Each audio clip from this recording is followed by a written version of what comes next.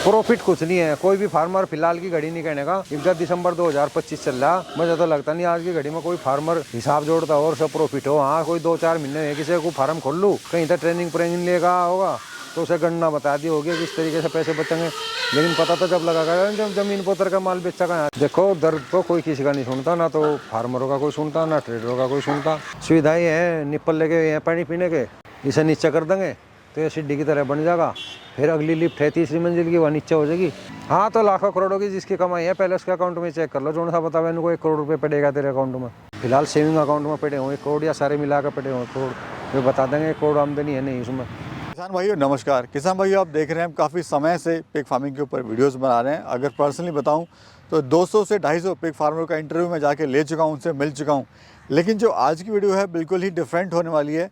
तो आज हम किसी पिग फार्मर भाई का इंटरव्यू नहीं लेंगे, बल्कि ट्रेडर भाई का इंटरव्यू लेंगे जो आपसे माल खरीदता है और साथ ही व्यापारी को बेचता है। दोस्तों, जो रेट की समस्या है वो ना ही तो हम जानते हैं ना ही आप जानते हैं, वो जानते हैं ट्रेडर भाई। क्यों जो उनका रेट है पिग फार्मिंग का वो कम हो गया, क्यों हमारे किसान भाई को नुकसान हो रहा है, क्या अभी कोई कंडीशन है कि रेट सही होगा, सुधरेगा, या फिर किस तरह का पिग फार्मिंग का फ्यूचर अभी हम देखते हैं आने वाले कुछ सालों में। तो आज की इस वीडियो में डिटेल में इन सारी चीज़ों को कवर करने वाले हैं। साथ ही वो ट्रक भी दिखाएंगे जिससे हमारे ट्रेडर भाई पिग को लेके जाते हैं व्यापारी तक, और किस तरह का ट्रक होता है, क्या क्या उसमें सुविधाएं होती हैं और कैसे वो लेके जाते हैं। तो आज की वीडियो काफ़ी मज़ेदार होने वाली है और उन भाइयों के लिए भी काफ़ी रोचक होने वाली है जो पिग फार्मिंग में आना चाहते हैं। तो चलिए आपको मिलाते हैं सीधे सचिन भाई से और जानते हैं इस पिगरी फार्मिंग के बारे में। यहाँ पे रिक्वेस्ट भी, आप लोग वीडियोस तो देखते हैं लेकिन चैनल को सब्सक्राइब नहीं करते हैं, वीडियो को लाइक नहीं करते हैं, साथ ही कमेंट भी नहीं करते हैं। तो प्लीज़ कमेंट भी क्या करें, अगर वीडियो अच्छी लग रही है तो लाइक भी क्या करें, और साथ ही नए हैं तो चैनल को सब्सक्राइब भी कर लें, क्योंकि इस चैनल पर ऐसी वीडियोज़ हम लाते रहते हैं। तो चलिए आपको सीधा मिलवाते हैं सचिन भाई से। भैया नमस्कार। नमस्कार जी। कैसे हो सचिन जी? बस जी, सब बढ़िया जी। सबसे पहले तो अपना और अपनी इस पूरी अड्डी का, अपनी जगह का परिचय दीजिए। जी, मेरा नाम सचिन बालियान है और हम काकड़े के रहने वाले। हमारा जिला पड़ा है मुजफ्फरनगर, यूपी में। तो सचिन जी, इससे पहले आपका क्या बिजनेस था, क्या आपका बैकग्राउंड है?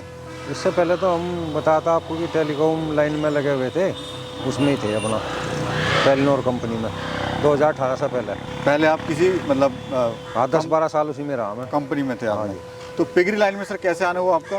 पिगरी लाइन में बस इसी वजह से आ गया क्योंकि इसमें ठीक ठाक बचत थी। अपना खेत में ही फार्म बना रखा था, अपना घर में गांव में रहना हो रहा था अपना, इसी वजह से अपना इस काम में घुसे थे। तो कितने साल तक आपने पिग फार्मिंग करी? पिग फार्मिंग हमारी हुई जी, मान लो आप 5-6 साल तक। उसके बाद क्या रीज़न रहा कि पिग फार्मिंग क्लोज करके आपने ये ट्रेडिंग का काम शुरू करा? उस टाइम तो रेट तो बढ़िया था, लेकिन उस टाइम पे मैं अकेला आदमी था तो हमने 2 जगह ध्यान नहीं दे पा। अगर भाई इसमें गाड़ी पे भी ध्यान कर ले, ट्रेडिंग में भी और फार्मिंग में भी, तो अपना वहाँ पर जो लड़के छोड़ रखे थे उन्होंने ढंग का काम नहीं करा, तो इस वजह से हमें हमारे जानवर जो है मर गए थे सब। यानी आपको नुकसान हो गया? हाँ, नुकसान क्या भाई, सारे मर गए थे। लेकिन उसके बाद में सर आपने लाइन नहीं छोड़ी है, आप लगे हुए हैं और फिर आपने लगे इसमें ट्रेडिंग शुरू करी।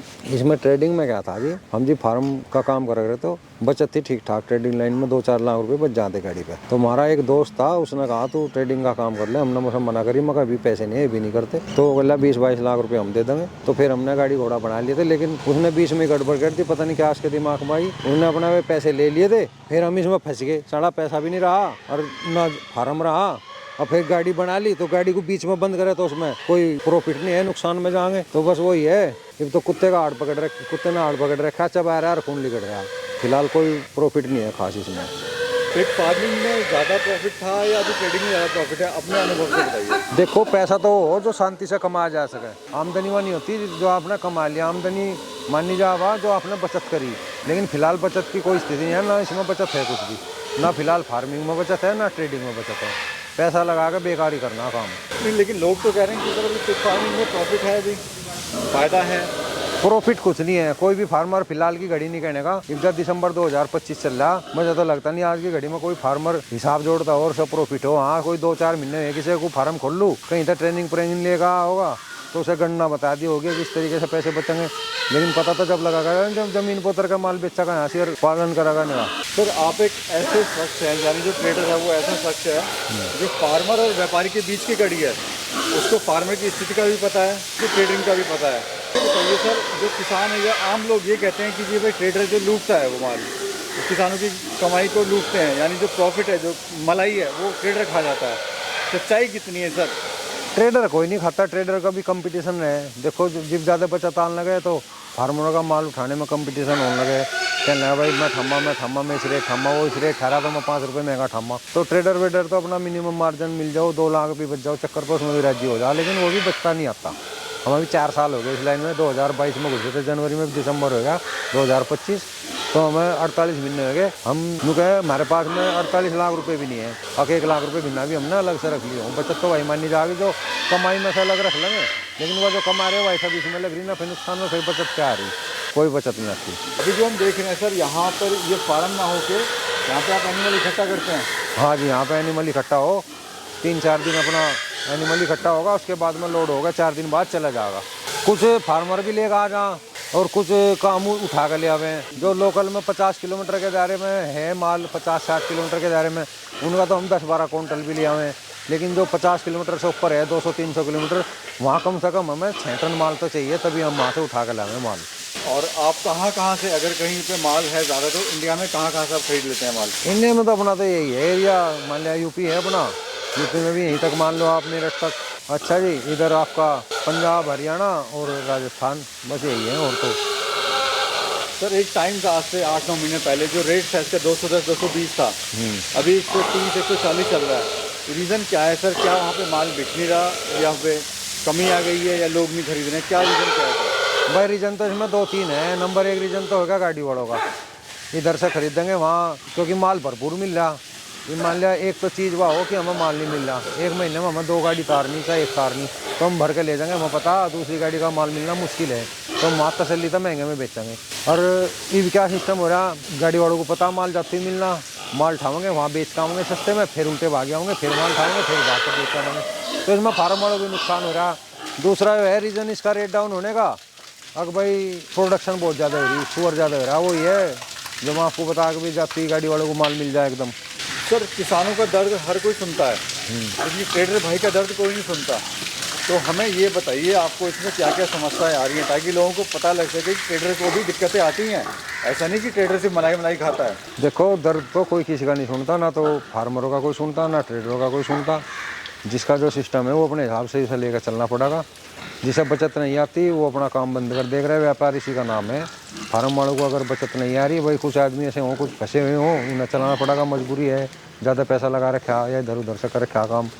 और नहीं तो इसमें फ़िलहाल जो नए फार्मर है वे तो बिल्कुल ना घुसे, क्योंकि अगर वे नहीं घुसेंगे, कम से कम जो पुराने फार्मर हैं 6 महीने साल भर में उन्हें तो रेट सही मिल जाएगा, वे तो खुद ही बंद करने लग रहे पुराने वाले। इन नए वाला फार्मर आया होगा, 20 लाख रुपए लेगा, वो 20 लाख रुपए में अपना बिजनेस करेगा, वो भी लॉस में जाएगा, वो दूसरे को भी लॉस में पहुँचाएगा।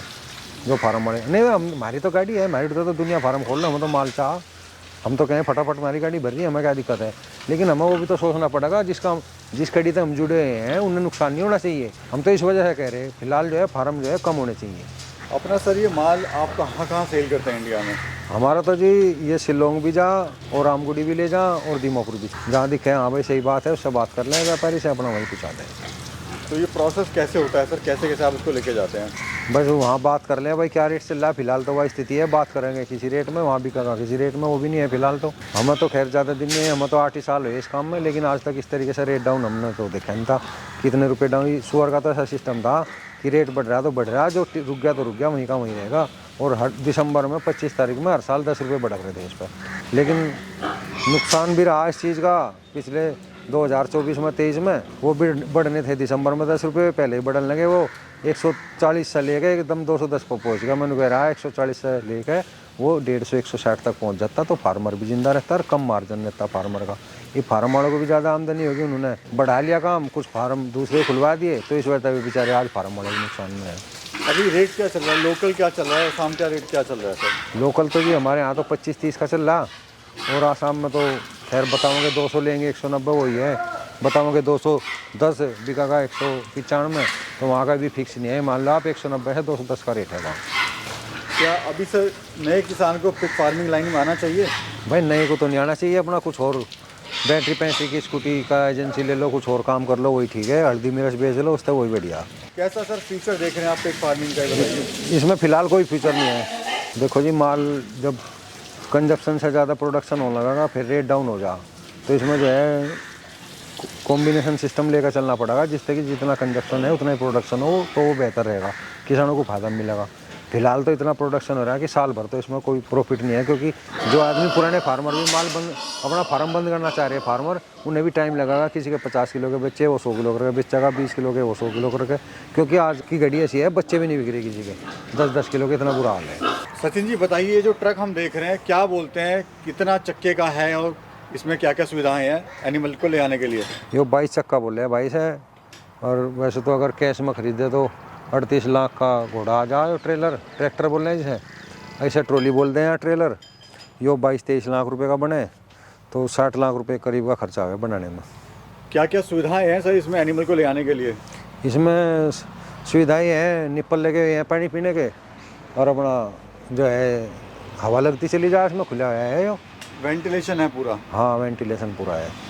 ठीक है जी। और इसमें ये मुझे बताइए क्या खर्चा आता है सर ले आने का इसको, अगर आपके फार्म से लेके व्यापारी तक?